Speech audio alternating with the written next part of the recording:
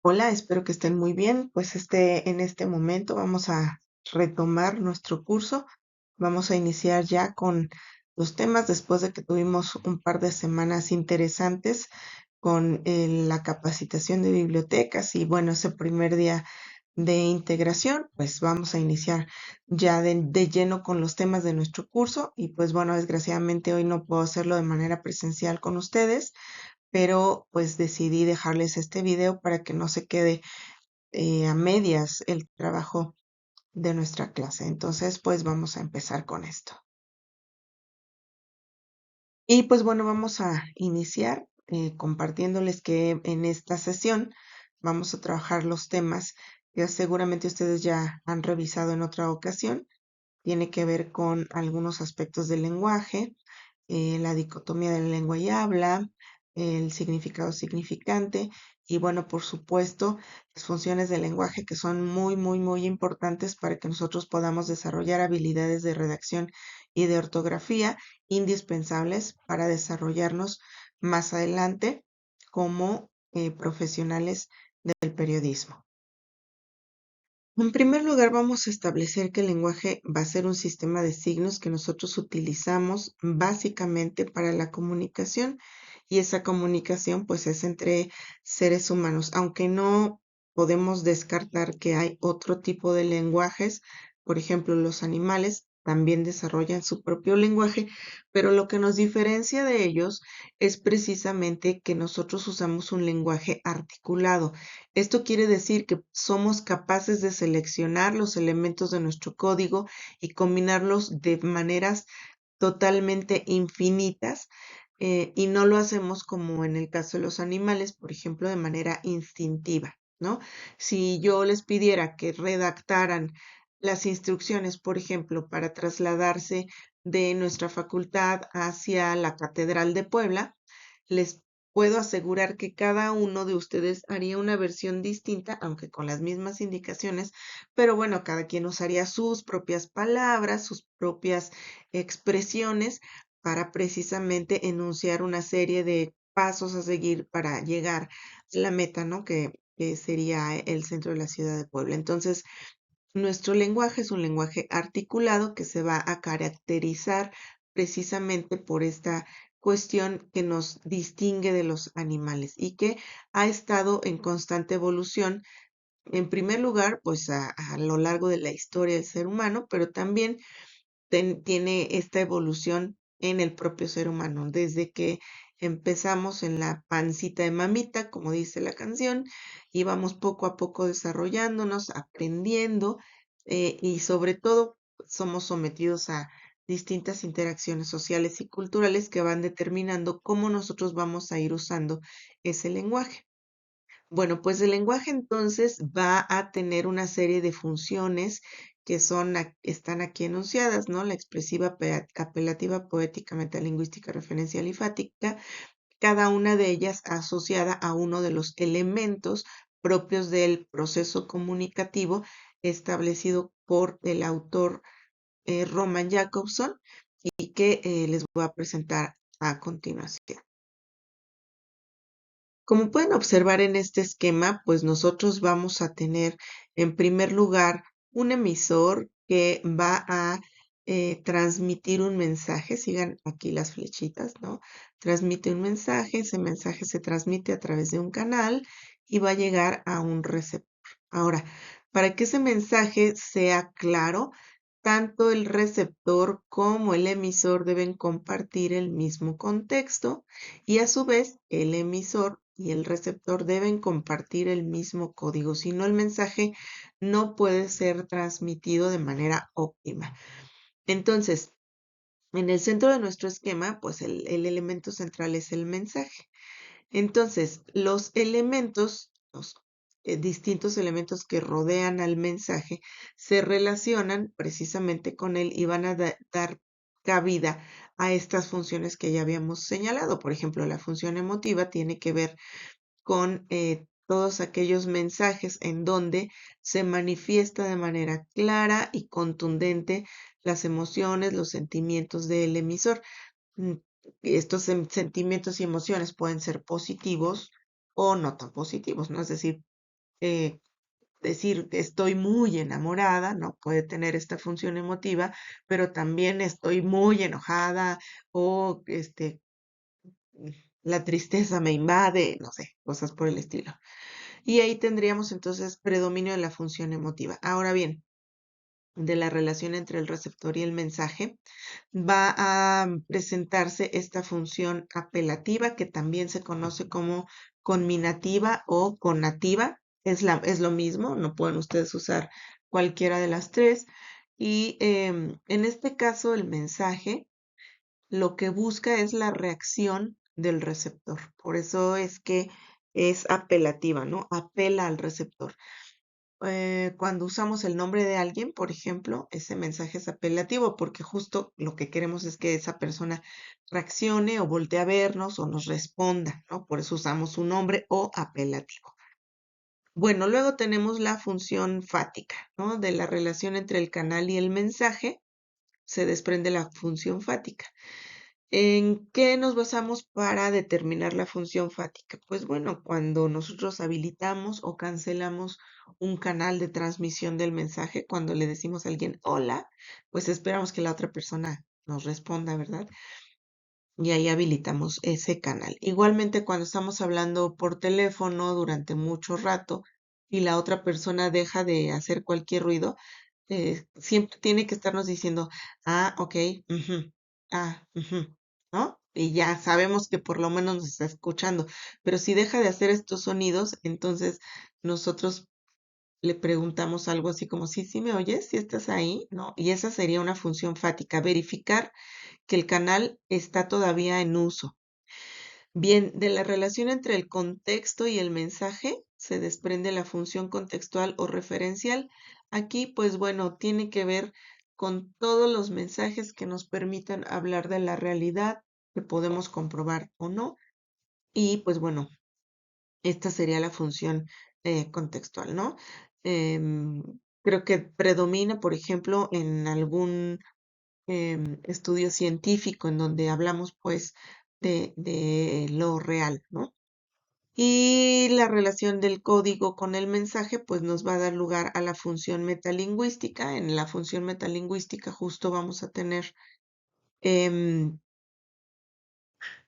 el lenguaje explicado a través del lenguaje, ¿no? ¿Cuándo ocurre esto? Por ejemplo, en las clases de gramática o en las clases de idiomas donde explicamos o preguntamos cómo se dice esta palabra en inglés o cuál es la estructura de la conjugación del verbo to be en presente, ¿no? O en pasado o en futuro, no sé. Todo esto estaría en la función metalingüística y pues bueno, de la relación del mensaje consigo mismo vamos a tener la función poética o estética relacionada precisamente con la intención de embellecer el mensaje y que obviamente pues está en la poesía, pero no solo en la poesía, también vamos a tener función poética o estética en cualquier texto que ustedes escriben y que están buscando precisamente que sea claro, coherente, ágil, breve y todas las cualidades textuales que debe tener un texto, ¿no? Entonces, estas son las funciones y los elementos. Vamos a verlo en otros ejemplos ahora. La función emotiva expresiva, decíamos, pues es la expresión de las emociones. En este caso, se va a centrar en el emisor y permite expresar sus sentimientos, estados de ánimo, experiencias, etcétera, etcétera. Podemos percibirlas a través de interjecciones, exclamaciones o pues la propia subjetividad del mensaje. En este caso, pues vamos a tener un vínculo especial con el emisor. Esta función establece ese vínculo, como decíamos, entre el emisor y el mensaje y pues bueno, revela justo los sentimientos, eh, pensamientos, ¿no? Del emisor. En este caso, su objetivo sería transmitir al receptor estas emociones y percepciones del emisor de manera clara y auténtica.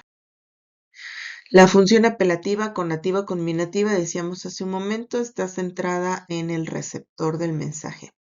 Y aquí pues busca influir en sus acciones, pensamientos o emociones. Por eso es que en esta función es la que más se utiliza, por ejemplo, en el ámbito de la mercadotecnia, ¿no? A través de imperativos, preguntas retóricas o un lenguaje persuasivo, el emisor trata de convencer al receptor de que haga algo o de que modifique su punto de vista en particular. Por eso está orientada al receptor, a diferencia de la función expresiva o emotiva que vimos hace un momento. La apelativa va a estar dirigida al receptor y buscas la reacción del mismo, ¿no? Su objeto es que el receptor se involucre activamente en el proceso de la comunicación. Y por ejemplo, pues aquí tenemos algunas expresiones como mejor, mejora, mejoral, ¿no? Nuestro candidato sí sabe cómo hacerlo, o mamá, cómpralo, ¿no? Son estos ejemplos en los que se apela al receptor. En el caso de la función poética o estética, dijimos la relación del mensaje con el mensaje está claramente definida por la belleza y armonía, es decir, aquí hay todo un aparato retórico importante del uso del lenguaje y va a estar enfocada en el mensaje en sí mismo, ¿no? Busca embellecerlo, hacerlo claro, em, em, directo en todo caso, ¿no? Entonces, para eso vamos a utilizar distintos recursos literarios, precisamente para lograr ese efecto estético y asociado con el ritmo, la rima y otras cuestiones, pero también decíamos hace un momento, no nada más es hablar de poesía, ¿no? Sino que estas mismas cualidades como la cohesión en el texto en prosa, que bueno, también están relacionadas con lo estético, ¿no? Y aquí tenemos estos ejemplos, ¿no? Café, cafecito, calderón, ¿no? Un verso. Son sensibles al tacto las estrellas, no se escribir a máquina sin ellas. Vean nada más qué cosa más linda, ¿no?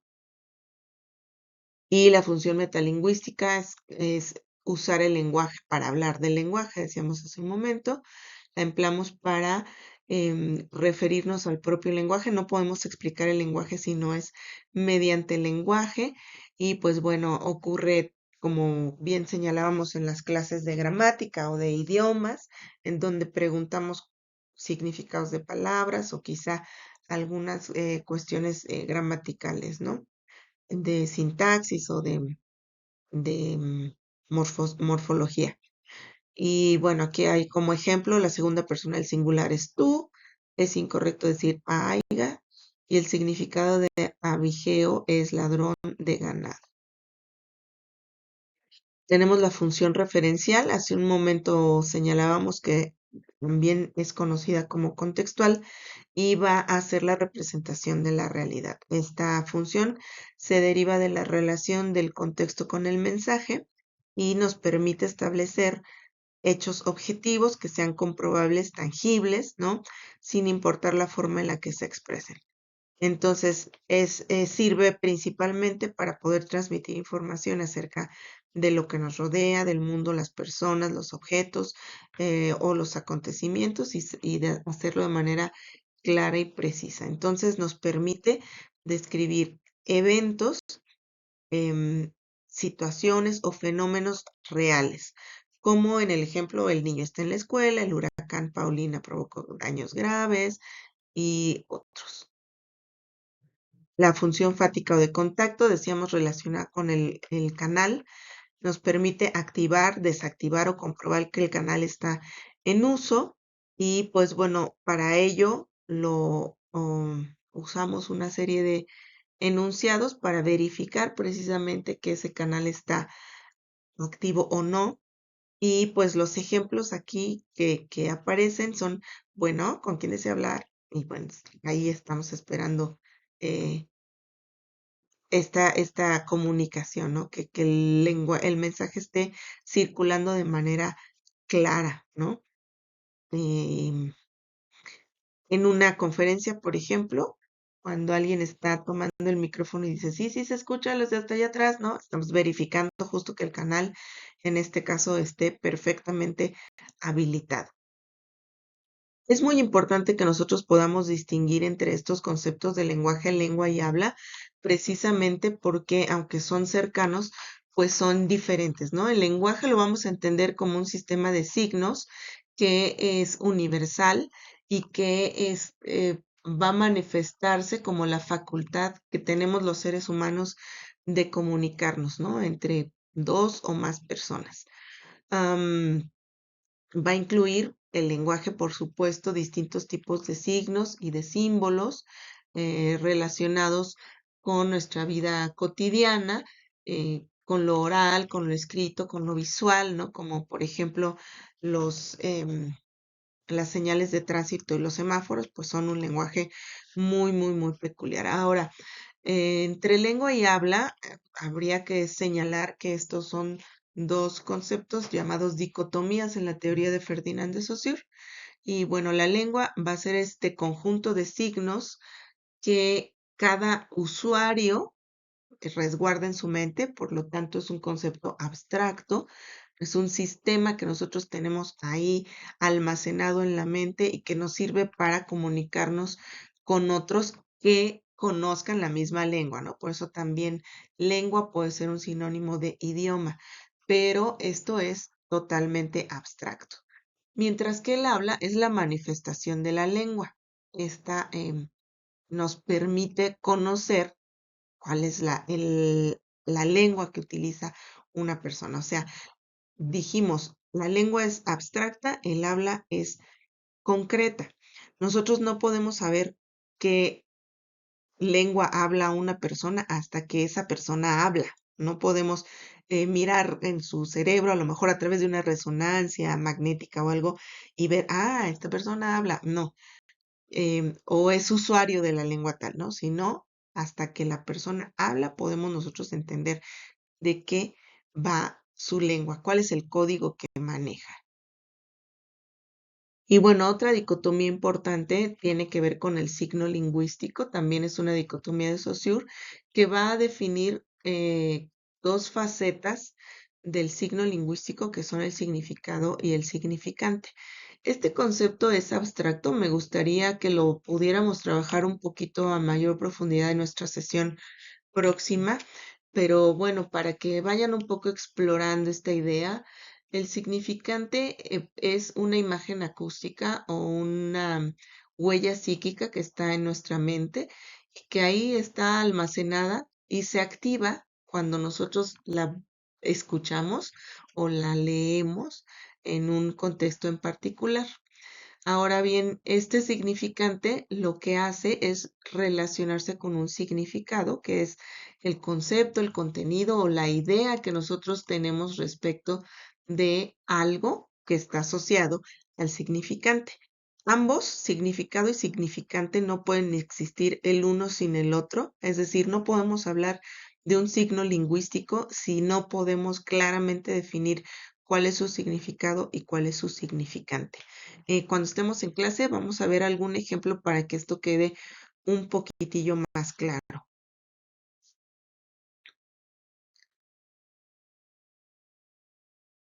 El signo lingüístico, en este sentido, va a tener una serie de propiedades según esta teoría de Ferdinand de Saussure. Una de ellas es la arbitrariedad. Esto quiere decir que la relación entre significado y significante es totalmente convencional. No hay nada que nos diga, por ejemplo, que la palabra casa quiere decir lugar en donde habita alguien. Porque, bueno, puede haber, por ejemplo, house, ¿no? Y tiene el mismo significado. Entonces es arbitrario en este sentido. Es lineal porque no podemos nosotros, em, por ejemplo, eh, en cuanto al lenguaje oral, tenemos que ir diciendo palabra por palabra y se va sucediendo en el tiempo, ¿no? No podemos decir todas las palabras al mismo tiempo, eso es humanamente imposible de ejemplificar aquí, ¿no? Pero tampoco podemos escribir, mm, bueno, sí podemos, pero no se entendería nada si ustedes escribieran la, una oración sin ese desplazamiento espacial, ¿no? Pues primero tienen que escribir una palabra y luego otra y luego otra y luego otra de manera lineal. La mutabilidad e inmutabilidad tiene que ver precisamente con que el lenguaje, el signo lingüístico, puede ser mutable e inmutable al mismo tiempo. ¿Esto de qué depende? Pues fíjense en esto. Puede ser mutable porque el lenguaje tiene que irse modificando. Los signos lingüísticos a través del tiempo van adquiriendo distintas formas, se van generando nuevos signos lingüísticos y se van desechando otros y van modificándose, pero no en un mismo momento, ¿no? Aquí, por ejemplo, esto nos puede ayudar a explicar por qué el lenguaje inclusivo no se puede asimilar de manera tan rápida como quizá estos grupos de que lo proponen quisieran, ¿verdad? Que todos empezáramos ya a hablar usando un lenguaje inclusivo. Pues no es posible de manera inmediata, pero en la medida en que la gente comience y siga utilizando estas formas, pues probablemente en algún momento sí se pueda desarrollar esta cuestión.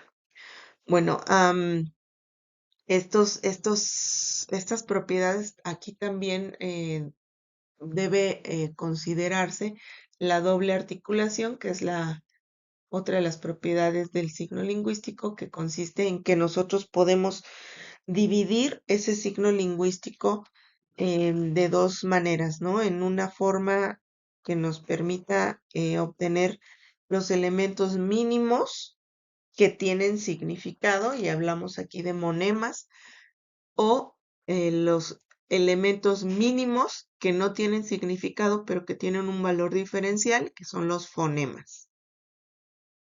Y bueno, aquí pues algunos ejemplos de arbitrariedad, como les decía, se refiere a que no hay una relación natural entre el significante y el significado, ¿no?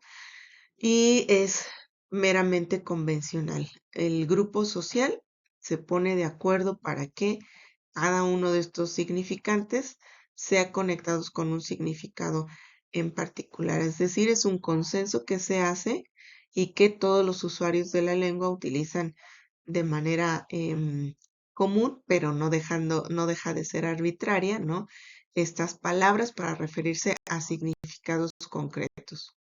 Y aquí comentábamos acerca de la doble articulación del lenguaje, que es una de ellas dividida en monemas, donde tenemos elementos que van a contener todavía significado completo, aunque solo se trate, por ejemplo, de una letra, ¿no? Espero podérselos mostrar en la siguiente clase con algunos ejemplos. Y la segunda articulación se basa en una división de fonemas. Esta es la mínima unidad que se puede dividir en un signo lingüístico y que se combinan para formar monemas. Y pues bueno, esto es parte de lo que les quería comentar y presentar en esta sesión de trabajo. Es información a lo mejor un poquito abstracta. Las diapositivas que estuvimos revisando el día de hoy, pues fueron creadas por los profesores aquí señalados, a quien, bueno, damos todo el crédito. Por ahí hay algunas cuestiones únicamente que he añadido para que sea un poquito más claro este material. Y pues bueno, espero que en lo sucesivo podamos reunirnos nuevamente la próxima semana, el día viernes, en nuestra clase general. Les voy a enviar por ahí el programa de un evento que estamos promoviendo para la próxima semana, miércoles, jueves y viernes. Por ahí hay alguna mesa que habla sobre periodismo. Creo que puede llamarles la atención que ustedes puedan revisar esta mesa de derechos humanos y periodismo. Es el jueves, si no mal recuerdo, a la 1 de la tarde. Y pues bueno, ojalá que se puedan integrar en estas mesas de trabajo. Si ustedes lo hacen, es un evento virtual, así es que se pueden conectar de manera remota donde ustedes estén. Y cuando lo hagan, hay que pasar lista. El 80% de asistencia les otorga una constancia como participantes del evento con valor curricular, por supuesto. Y bueno, pues es algo que hay que aprovechar, ¿no? Para ir empezando a generar currículum en el ámbito académico. Y pues bueno, espero verlos la próxima semana ahí en nuestro salón de clases. Muchas gracias por ver este material y primero Dios, ahí nos encontramos pronto. Tengan bonito fin de semana.